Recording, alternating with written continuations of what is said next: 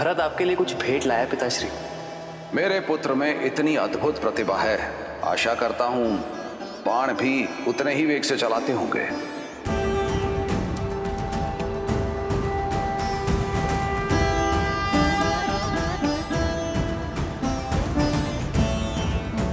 आपका राम लौटा है पिताश्री, अपना दायित्व पूर्ण करके। किंतु आज आपके सामने रावण का वध करने वाला योद्धा नहीं खड़ा है, अपने पिता की आज्ञा का पालन कर लौटा पुत्र खड़ा है।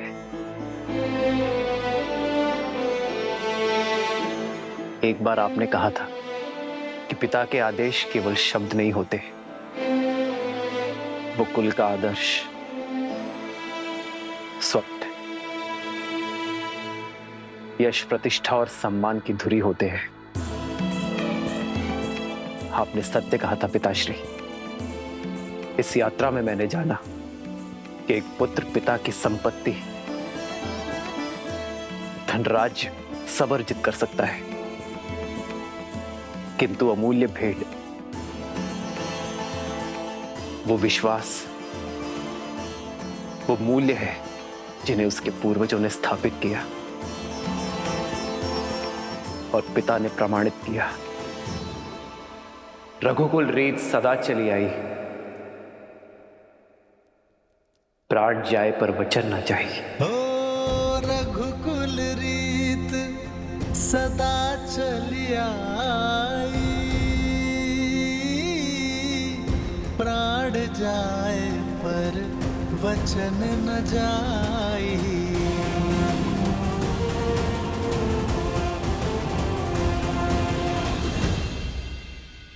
मित्र, इतना समय हम आपके साथ रहे, आप हमें जानते हैं और हम आपको।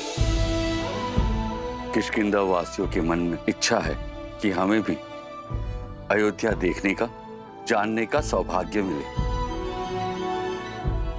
हाँ प्रभु, हम सबने अयोध्या के बारे में बहुत सुना है और अब प्रभु जानना चाहते हैं।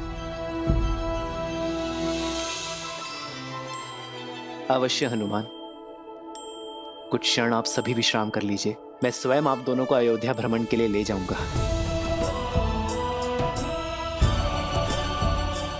14 वर्ष बीत गए, मैंने अपने राज्य का भ्रमण, अपने अयोध्या के दर्शन नहीं किए। महर्षि मुग्दल के स्वागत के साथ अयोध्या भ्रमण भी हो जाएगा। दीदी,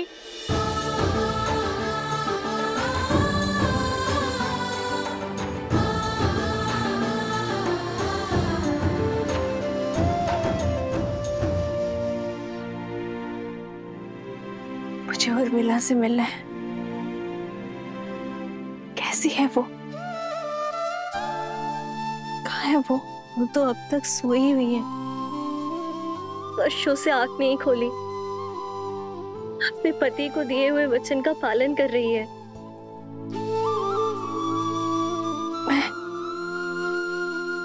मैं देखना चाहती हूँ उसे, अभी इसी क्षण। मुझे ले चलो उसके पास। हाँ।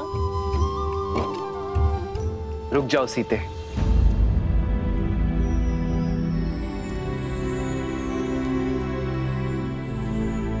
उर्मिला का प्रण पूरा होना अभी शेष है सीते। उर्मिला अपनी निद्रा केवल लक्ष्मण की उपस्थिति में ही तोड़ सकती है। जाओ लक्ष्मण, और जाकर अपनी पत्नी से मिलो। तुम्हारे और उर्मिला के सम्मिलित प्रण के कारण ही मेरा और सीता का प्रण पूरा हो पाया है।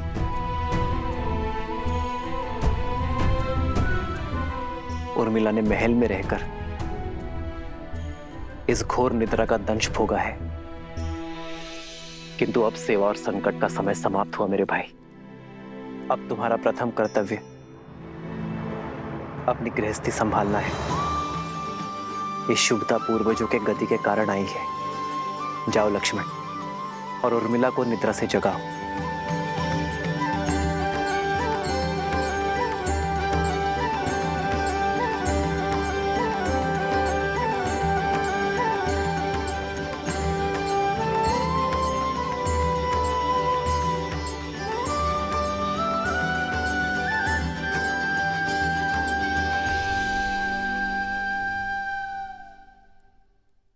14 वर्ष तक मैं आपकी नींद लेती रहूंगी ताकि आप 14 वर्ष तक बिना सोए अपना धर्म निभा सके।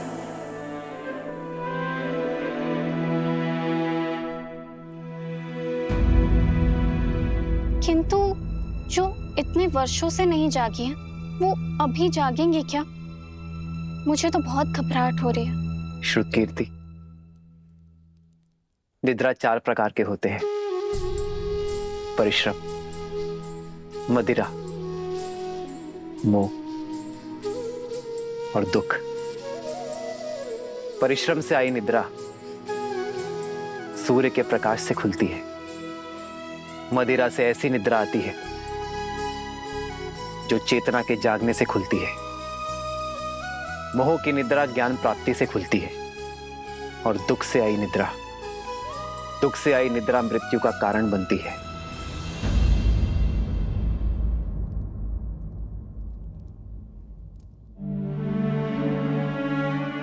मैं जहां पर भी रहूं आर्य, मेरा मन सदैव आपके पास ही रहेगा। मेरी केवल एक ही इच्छा है आर्य, कि मैं जब भी अपनी आंखें खोलूं केवल आपको देखूं।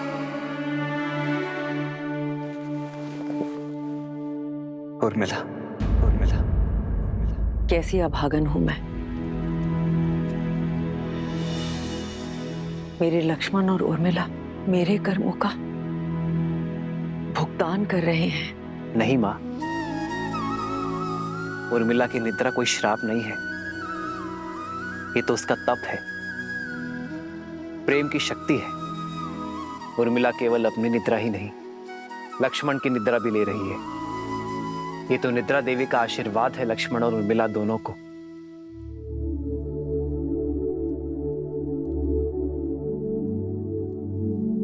देखिएगा मां, लक्ष्मण के बुलाते ही उर्मिला अपनी निद्रा से जाग जाएगी। उठो उर्मिला, आंखें खोलो, देखो, मैं आया हूं।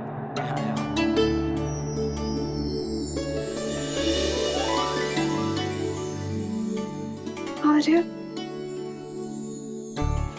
आप, हे महादेव, आपके वनवास के प्रस्थान का समय हो गया। आपके प्रस्थान हेतु सहायता करने के बजाय अपनी निद्रा पूरी कर रही थी। क्षमा कीजिए आर्य। कैसी क्षमा उर्मिला, अब किसी को कहीं नहीं जाना है। पर पिताश्री का वचन और राम भैया का प्रण पूरा हुआ उर्मिला। भैया का भी और तुम्हारा भी।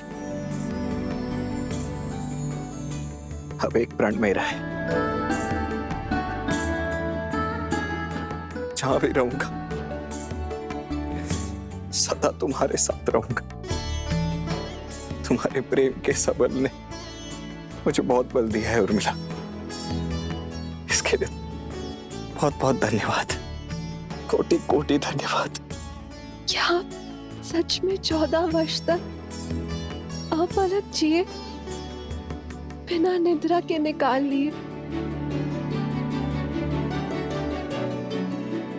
तुमने भी तो यहाँ 14 वर्षों तक बिना भोजन के बिताए हैं उर्मिला।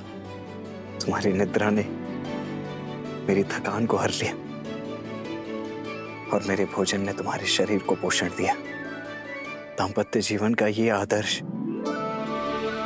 यही तो भैया ने हमारे माध्यम से संपूर्ण संसार को दिया है कि पति पत्नी दोनों एक दूसरे के पूरक होते हैं, जीवन के भी, प्राणों के भी और समर्पण के भी।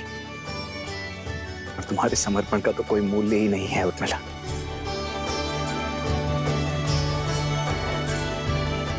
अब चलो, पूरा परिवार, समस्त अयोध्या और विशेषतः भाभी माँ तुमसे मिलने के लिए अत्यंत व्याकुल है। मैं भी आ रही हूँ। आओ। दीदी,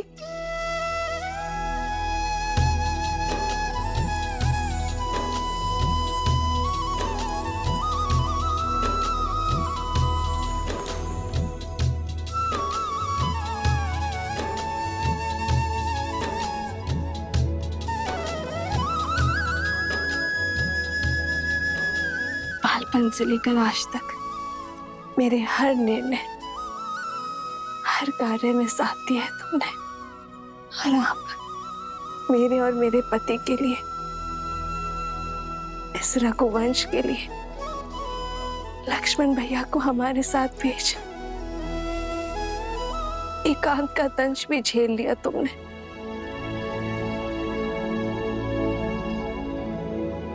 ना जाने ये ऋण कैसे चुका पाऊंगी मैं। और अब तुम मुझसे छोटी नहीं रही उर्मिला, तुम इस संसार के सबसे बड़ी सतियों में से एक हो। मैं वो चंद्रमा हूँ जो अपने दीदी के प्रकाश से तेज पाता है। मैं आपसे कभी बड़ी हो ही नहीं सकती दीदी। और रही बात बहनों के बीच, ऋण की बेड़ी नहीं, आलिंगन का बंधन होता है।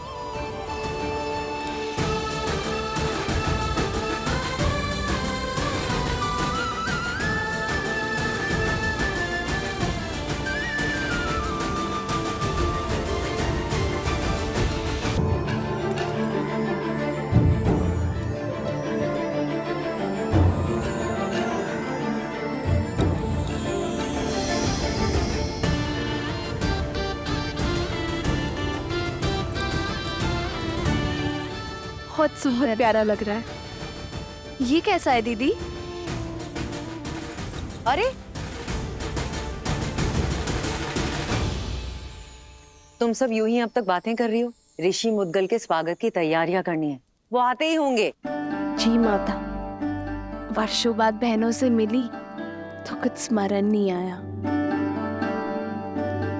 मैं समझ सकती, जो पीड़ा तुम सबने भोगी है वो मेरे कारण ही तो है। नहीं माता, जितना कष्ट हमने सहा उससे कहीं अधिक आपने सहा, और शारीरिक कष्ट से कहीं अधिक मानसिक कष्ट होता है माता।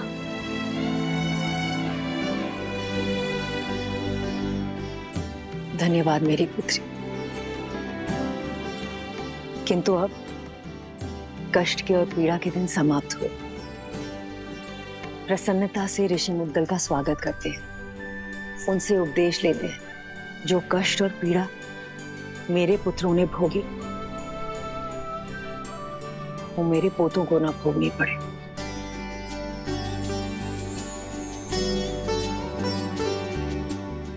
और अब तो केवल इसी समाचार की प्रतीक्षा है कि कब मुझे ये बताया जाए कि मैं मां से दादी बनने वाली।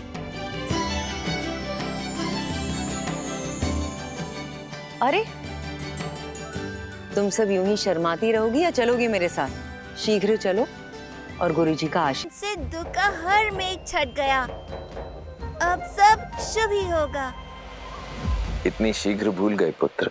धूप छांव दिन रात की भांति ही, अच्छाई और बुराई भी सदा साथ ही रहते हैं। दीपक की आवश्यकता तो वहीं होती है जहां अंधकार होता है, और लोग जलते हुए दीपक के प्रकाश में उसके नीचे पसरे हुए अंधकार को देखना भूल जाते हैं। जब सामने सब उचित प्रतीत हो रहा होता है, तभी पीछे से बुराई अपने पंख फैला रही होती है। अर्थात दुख की धूप हो या सुख की छांव, सदा सतर्क रहो। हाँ पुत्र, जब भी हम जीवन में कोई शुभ या मंगलमय कार्य करें, तब हमें अतिरिक्त सावधानी और सतर्कता बरतनी चाहिए। सत्य और धर्म की क्षमता पर विश्वास रखते हुए अपने तन मन को और अधिक दृढ़ करना चाहिए। प्रिय गणेश, वो देखो, श्री राम उसी योजना का शंखनाद कर रहे हैं। राम राज्य की स्थापना का आरंभ कर रहे हैं। नर रूप में नारायण को प्रत्येक समस्या का सामना करना होगा, हर कठिनाई का हल खोजना होगा, राम राज्य की स्थापना करनी होगी। ऋषिवर, मैं जानता हूं आप सबके मन में क्या चल रहा है, किंतु जो होना है वो अवश्य होगा। 2 दिन बाद शुभ मुहूर्त है और ये राज्याभिषेक के लिए सबसे शुभ है। श्री राम, भगवान सूर्य के आशीर्वाद से सूर्यवंश के अगले सिरमौर आप ही होंगे। आपने वन भ्रमण के समय जो ज्ञान और अंतर्दृष्टि अर्जित की है, उसको अपने साम्राज्य में उपयोग करने का समय आ गया है। दया, दंड और दर्शन, इसको अपना शस्त्र बनाइए। श्री राम, आपके मार्गदर्शन से जगत कल्याण की ओर अग्रसर होगा। सभी आशान्वित हैं कि आप एक आदर्श स्वराज की स्थापना करेंगे और संसार के लिए शुभता का मार्ग प्रशस्त करेंगे।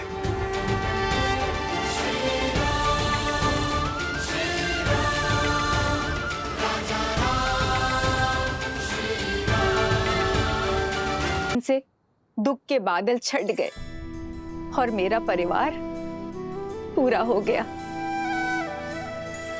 राम, सीता, तुम दोनों अंधेरे जीवन में प्रकाश का दीप हो, दुखियारे जीवन में सुख और प्रीत हो। पुत्र की विजय पर माता का मुख उत्साह से दमकता है। आपकी आंखों में प्रसन्नता के अश्रु होने चाहिए माता। सत्य कहा तुमने सीता। मेरे कारण अयोध्या पर जो कलंक और ग्रहण लगा था, आज अयोध्या उससे मुक्त हुई है। ये अश्रु उसी की खुशी में। नहीं माता, आप ग्रहण नहीं, ईंधन है जिसने आपके प्रकाश को अयोध्या में ही नहीं पूरे संसार में प्रकट किया है।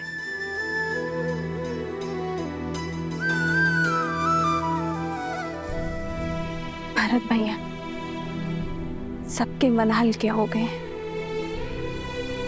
अब आप भी अपने मन का भार उतार दीजिए। नियति के लेख का दंश माता को मत दीजिए भैया, क्षमा कर दीजिए उन्हें।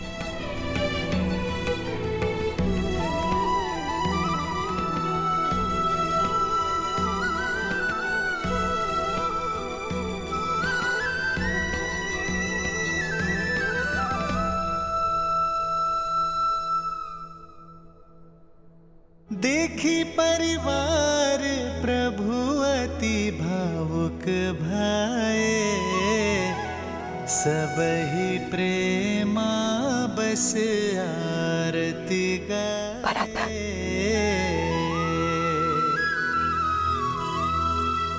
आगे सिया रामा सुख पाए, मनहु मोह माया मिटाए।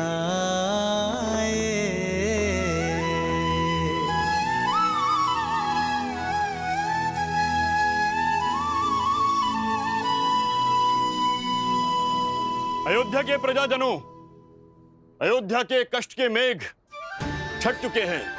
शीघ्र ही रघुकुल के दीपांकर महर्षि दशरथ जी के ज्येष्ठ पुत्र श्री रामचंद्र जी का राज्याभिषेक होगा। राज सिंहासन पर विराजमान होने की उत्तम तिथि एवं मुहूर्त शीघ्र घोषित होंगे और आप सब लोग उसमें आमंत्रित होंगे। श्री रामचंद्र जी के राज्याभिषेक की तैयारियों में जुट जाइए। रामचंद्र की, रामचंद्र की, रघुपति रामचंद्र की, रघुपति रामचंद्र की, माता सीता की, माता सीता की। श्री रामचंद्र कृपालु भजु मन हरण भव भय दारुणम। नव कंज लोचन कंज मुख कर कंज पद कंजारुणम। सिया राम, सिया राम।